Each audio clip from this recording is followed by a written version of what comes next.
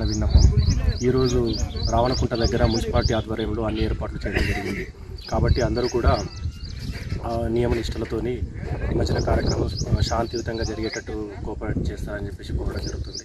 అదేవిధంగా మున్సిపాలిటీ ఆధ్వర్యంలో కూడా ఏర్పాటు చేయవలసిన బార్కెట్స్ కానీ, వాటర్ సప్లై కానీ, శానిటేషన్ కానీ, గ్రావెల్ ఎలక్ట్రిసిటీ అరేంజ్మెంట్స్ కానీ, గజ ఈతగాలం కానీ అన్నీ కూడా అరేంజ్ చేయడం జరిగింది. కాబట్టి అందరూ కూడా సంయమనంతో సక్సెస్ చేయాలని చెప్పేసి కోరడం జరుగుతుంది.